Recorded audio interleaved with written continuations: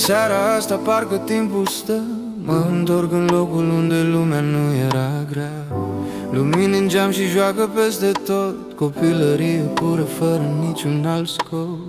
Țin minte glasul, strigăte pe stradă, un frig ușor, o bucurie adevărată. Și parcă acum în noaptea asta blândă aud din nou colindul ce mă ajută să mă ascundă. Cântăm ca în copilărie, cu inima curată, plină de magie. cântăm ca în copilărie, o voce caldă, liniștită, vie. cântăm ca în copilărie, cu inima curată, plină de magie. cântăm ca în copilărie, o voce caldă, liniștită, vie.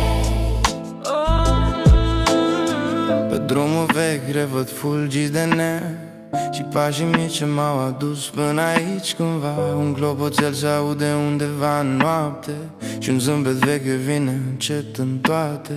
În ochii mei văd am trecut încet, dar simt că vocea mică încă trăiește în piept. Și noaptea asta calmă și curată cântăm ca în copilărie încă o dată. Cântăm ca în copilărie, cu inima curată, plină de magie. cântăm ca în copilărie, o voce caldă, liniștită, vie.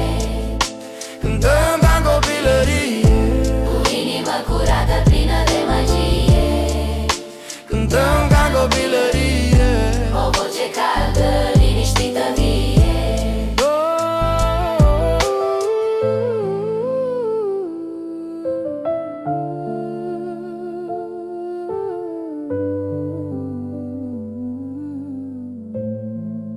Cântăm ca în copilărie,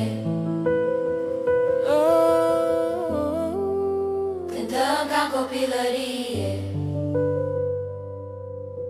E como ale lumină caldă. Cântăm ca în copilărie.